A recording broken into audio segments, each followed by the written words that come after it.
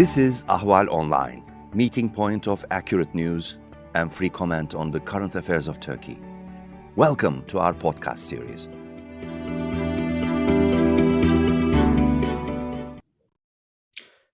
Good morning. My name is Nicholas Morgan. I'm an editor at Ahval News, and this is Turkey Abroad. Joining me back today is Hamidreza Azizi. He is a visiting fellow at the German Institute for International and Security Affairs. Hamid, thank you for taking the time to return to Turkey Abroad. Thank you very much for inviting me. It's nice to be here again. Why I wanted to speak to you today is because there's a topic going on that's really caught my attention, and that's been the tension in the Southern Caucasus between Azerbaijan and Iran, where we've seen a number of large military exercises going on recently. There was a pair of exercises between Turkey, Azerbaijan, and Pakistan earlier in September, followed by a number of military exercises by Iran near the border with Azerbaijan, and that really seemed to unsettle the government in Baku. And there's also been this really heightened rhetoric between the two sides lately. And what I really want to ask first is, what do you say is behind this recent sense of hostility between the two of them?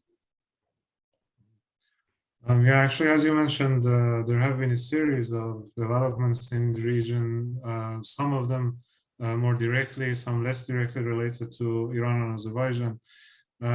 Some people refer to this, recent case of Azerbaijan levying taxes on Iranian drivers going through the recently, retaken territories toward Armenia as the source of the tension. Some others mentioned as you also briefly mentioned this as well.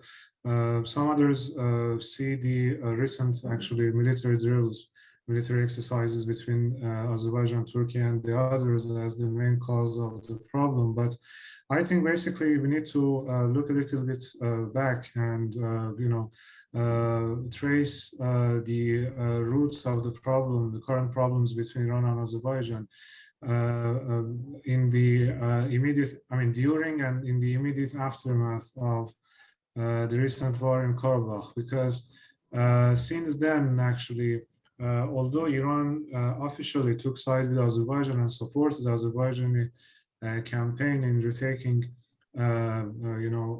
territories from Armenia, and especially in Karabakh and other places, but from even then, there were these discussions on the Iranian side that Iran should be kind of careful about the geopolitical implications of Azerbaijan's campaign in terms of, for example, cutting Iran's direct access to Armenia, land access to Armenia, and also the presence of other actors like Turkey, like Israel. So this is how the situation was seen at the time, and the current situation, speaking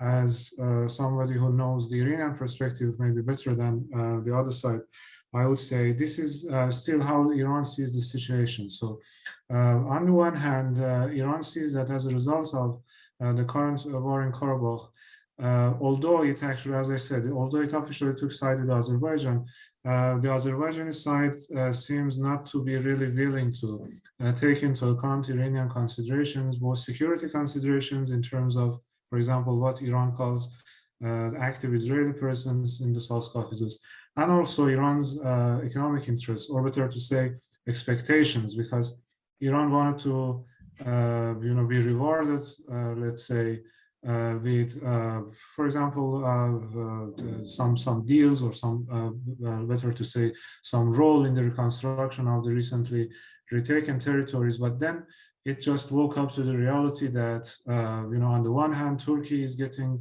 actually the whole share in the economic activities in the post-war Azerbaijan, and on the other hand, Azerbaijan seems even more than before reliant on Israel. for its security needs and military needs. So the combination of these factors created this situation, this increasing threat perception, I would say, on the Iranian side, that resulted in the current, tense atmosphere, I would say. And do you think that there's a genuine risk that the two sides can be brought into military conflict? In terms of military conflict, I don't see such a prospect for a variety of reasons, because on the one hand, at least the way that the issue is put or raised by the Iranian leaders, it's not like kind of defining Azerbaijan as the main issue that they have in Karabakh, or better to say, they don't have Azerbaijan necessarily as a hostile state or as a kind of enemy in the region, but they see some specific aspects of Azerbaijani behavior in the region as being a cause of concern. As I mentioned, most specifically, they refer to the presence of presence of Israel in the region. And so this is about, the perception matters here with regard to who you are considering your enemy or your hostile party. On the other hand, there's the matter of military capabilities, because Azerbaijan's military capabilities, it's quite obvious that it's no match to Iran's capabilities in terms of, I don't know, for example, missiles, whatever. So there could be, there is still the risk of escalation between the sides, but the worst case scenario would be some maybe sporadic clashes, border clashes, or something like that. But a military confrontation, I think, is still highly unlikely. You touched on some of these in your first answer before, but I would like to hear more from you on what Iran's concerns might be in the post-war relationship between Turkey and Azerbaijan, because of course, in the aftermath of the war, Turkey, as you also mentioned, has taken on the lion's share of the economic reconstruction projects in Karabakh. And on top of it too, it has its political stock is probably at its highest right now in Baku, given all of the diplomatic and military support it provided during that conflict. And then, of course, I've seen some analysis that were suggesting that Iran was not happy with it was in September. There was a three nation military exercise between Turkey, Azerbaijan, and Pakistan, which at least Turkey has been trying to play up as sort of a emerging bloc of its own in some ways. But on top of it too, Turkey is still, at the end of the day, Azerbaijan's closest partner politically and militarily. So how would you say Iran is feeling about that relationship right now in the post-war situation? As far as Turkey's relations with Azerbaijan in particular, and Turkey's role in the South Caucasus, or its new role in the South Caucasus, more broadly is concerned, Iran has a set of specific concerns, I think. First of all, this close relationship between Azerbaijan and Turkey is nothing new. Everybody knows, and for Iran also, for example, Turkey's widespread and overwhelming support for Azerbaijan during the recent round of conflict with Armenia was no surprise.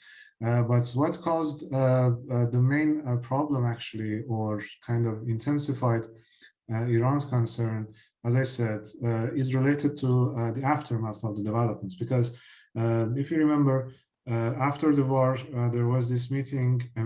Several Iranian officials went to the region, especially it was former Iranian Foreign Minister, Mr. Zarif.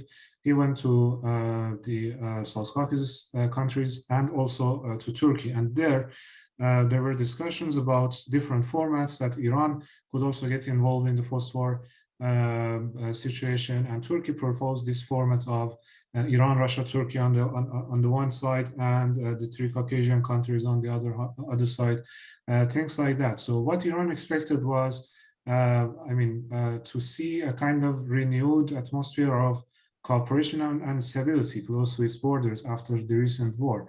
But on the one hand, as I said, Iran feels that, and this is not about a feeling actually, this is not just a feeling, this is something you can frequently hear from different Iranian officials, especially some parliament members recently mentioned this, that Iran was quite actually sidelined in the post-war, especially post-war economic arrangements in the region, most specifically by Turkey. So this is one part of the problem, economic aspects. And then there's also this military aspect. From the Iranian viewpoint, these frequent and continuous military exercises in the region, they do not help, bring stability in the region. And also they kind of provide maybe, in the Iranian narrative, they may provide even some ground for extra-regional actors also to get involved in this. So I think maybe the involvement of Pakistan was especially some kind of new or surprising for Iran, because Azerbaijan and Turkey doing something is one issue, but then Turkey bringing other actors into the region, while at the same time Iran is continuously concerned about the role of Israel, that is something else. So maybe Iran's reaction in terms of those military exercises in Iran's northwest was partly a kind of precautionary measure in order not to let this to repeat, for example, with the presence of Israelis or the others. That could be, of course, a kind of more complicated situation. And finally, there's a kind of wider context, I would say, a kind of geoeconomic aspect to Iran's concern. This is also something you can see and hear in the Iranian analysis, that, Iran feels that, specifically with regard to Turkey, Iran feels that Turkey has a plan to connect the so-called Turkish territories of Iran's, in the northern parts of Iran, Central Asia, to the Caucasus, and then via Turkey to Europe. So for itself to become the main hub of East-West transport connections and economic interactions from China to Europe, and thereby sidelining Iran's role. So this kind of either actual or imaginary situation is something also perceived by Iranian as a main source of concern. So this is the general picture as seen on the Iranian side, I think. And on that note, it makes me think about just another aspect to that East-West trade element that's at play here, because ever since the war in Karabakh came to an end, there's always this discussion about a revival of an idea from the 90s, and that was to try to connect the natural gas fields, rather, across the Caspian from Turkmenistan through Azerbaijan to Turkey onto Europe. And to my understanding, at least, that was always hobbled by an inability to get an agreement between Azerbaijan and Turkmenistan for the flow of gas going in that direction. And of course, Turkey's an obvious beneficiary of that.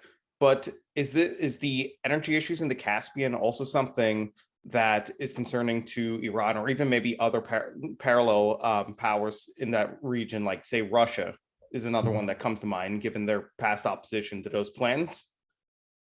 I think energy has been and still is at least part of the picture, because actually it wasn't just about, it wasn't just those disagreements or differences between Azerbaijan and Turkmenistan that hindered the whole project. There was also some other factors. On the one hand, there was an objection by opposition by Russia and Iran, because obviously that would threaten their interests in the energy sector in terms of transporting energy to Europe. On the other hand, there were some issues with regard to the unclear status of the Caspian Sea in terms of its legal status, the unclear legal status. After this, Caspian Convention, which was agreed by the littoral states, there's basically no legal obstacle anymore for the construction of that so-called Trans-Caspian kind of pipeline. But that doesn't mean, of course, that Iranian and Russian concerns are not there. But as I said, it's just part of the issue. So they see Turkey as the main beneficiary of such a pipeline, and also in terms of more broadly and more importantly, maybe in terms of the competing roles as it's perceived, the competing roles of Iran and Turkey in China's Belt and Road project. So they see this more than just about energy, but in terms of, as I said, the broad geoeconomic context of this whole rivalry in Iran's northern areas. Mm-hmm.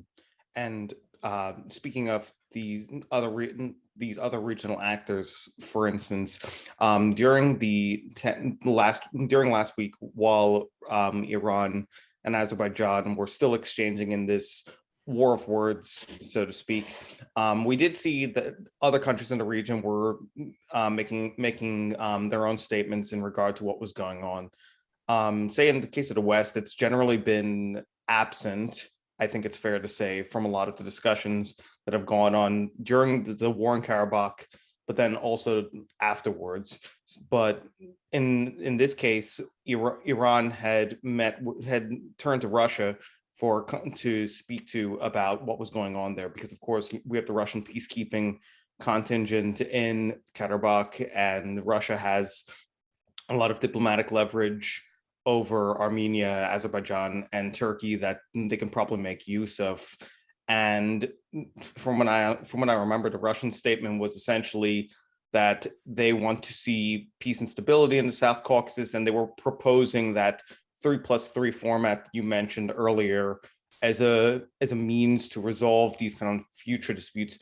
But I also noticed in some of at least the English language Iranian media, that there was interactions between Armenia and Iran during the week as well, including affirmation of a few deals, including one of them that seemed related to the trucker issue, and that was trying to set up a new transport agreement for trade with Armenia, and a reaffirmation of their relationship. But what do you think about Iran turning to Russia in this instance, and then also its outreach with, say, Armenia here? Do you think that, what do you think about that, rather? I'll just stop there.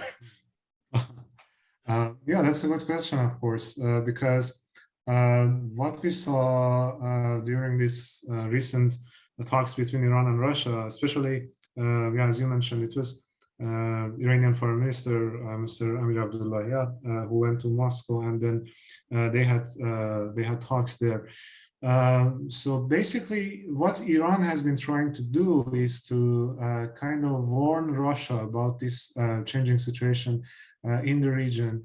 And the most specific demand that they raised, they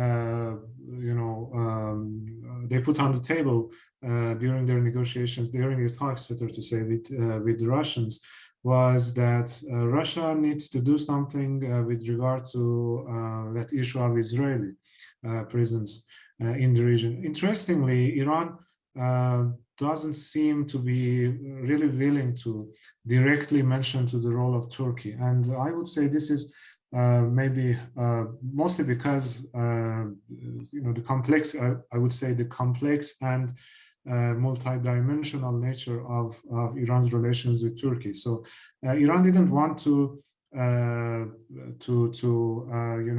make such a statement as if it's trying to limit the role of Turkey, but of course, Turkey was also part of the issue. But anyway, what Iran wants to warn the Russians about seems to be mostly about the role of Israel. And for Russia, as the so-called traditional dominant power in the region, not to be indifferent towards this specific case. And also, they kind of formulate the issue of Turkey and also some other concerns like Turkish mercenary forces being in Azerbaijan and things like this within some vague kind of statements like the change in the geopolitics of the region. So that's how they put it.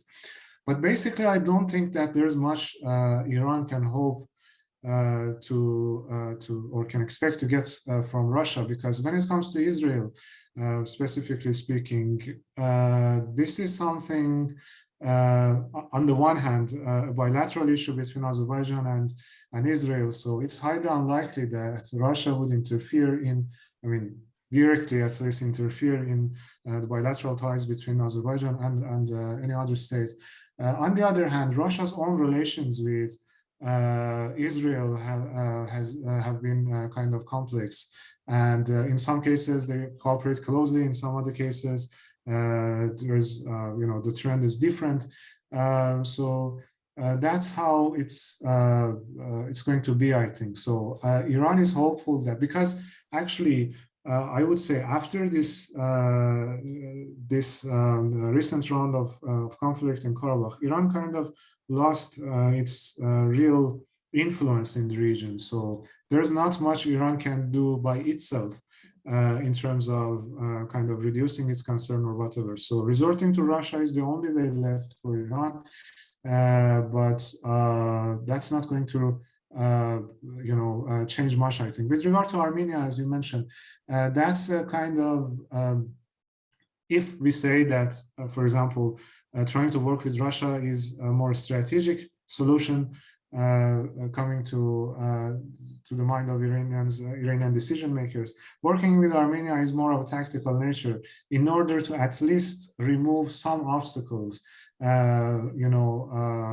actually created after the war, especially with regard to Iran's land access to Armenia. So those talks are mostly of a tactical nature. And on the other hand, of course, there are some calls you can hear among the Iranian politicians, again, mostly in the parliament, for example, for Iran to even sign a kind of defense or military pact with Armenia. I think it's highly unlikely, but basically, I would say Iran's Iran warming up again with Armenia is partly a kind of a part of a plan, at least, to compensate for the influence it lost in the South Caucasus as a result of the recent conflict.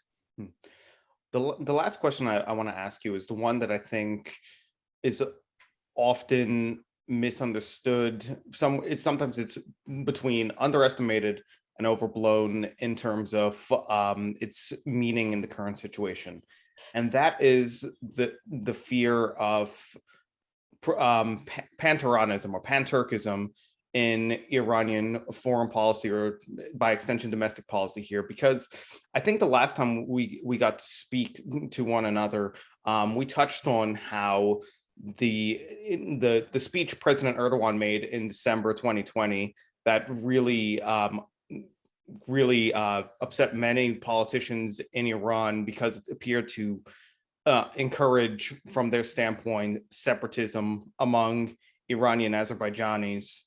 And then, of course, this concern has been frequently raised in a number of the analyses that I've read about Iran's relationship with Azerbaijan, going back to maybe even the 1990s.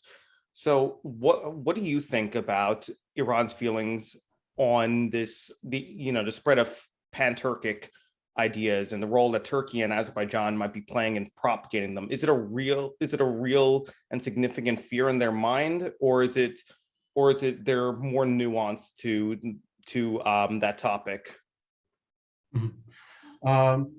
As you mentioned, this factor has been there for quite some time, at least after the collapse of the Soviet Union, and even before that. I mean, going back through centuries.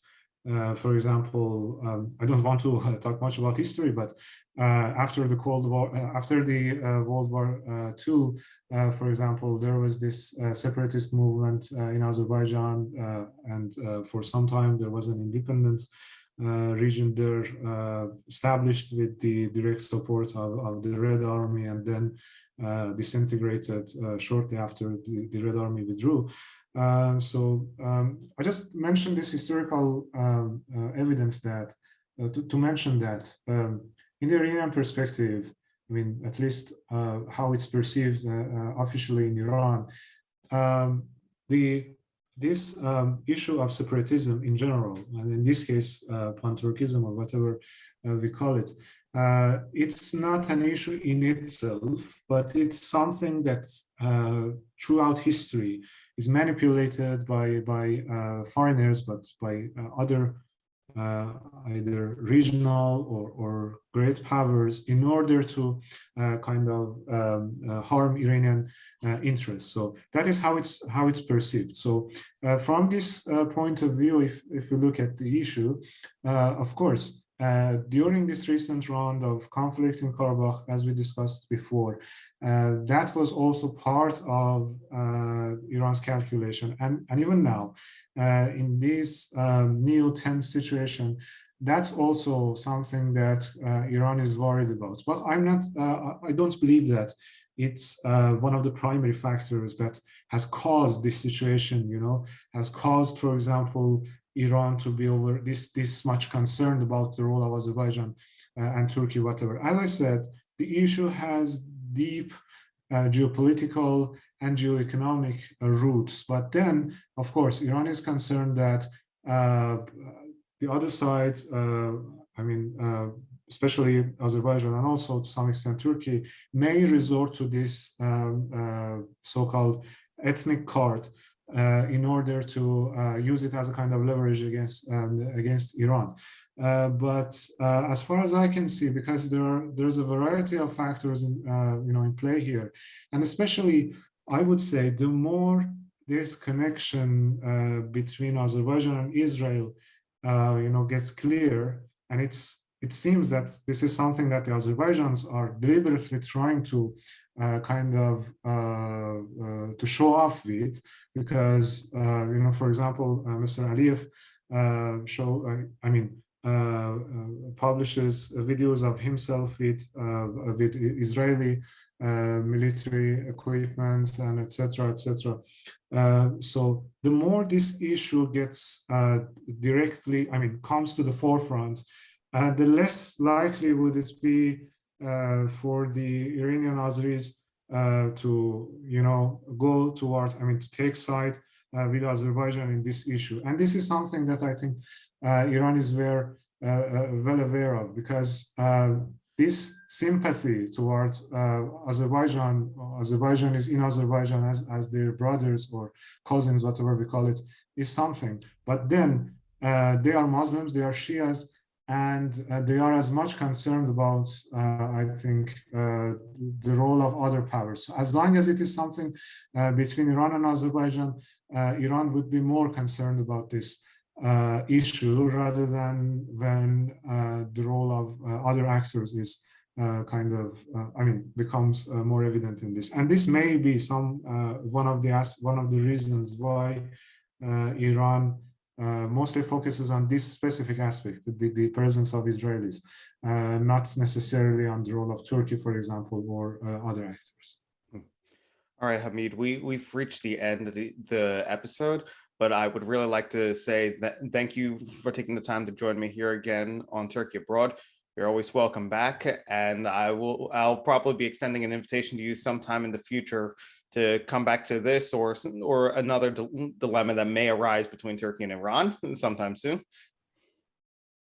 I hope everything is going to be peaceful, so we are going to talk about peace, not tensions. Thank you so Likewise. much. All right. Thank you so much, Hamid. My name is Nicholas Morgan, and this is Turkey Abroad.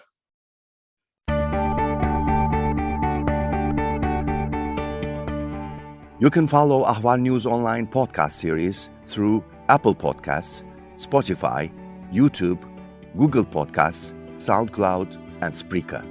All you need to know about Turkey is here, for your ears, mind, and attention. Thank you for listening to our podcast.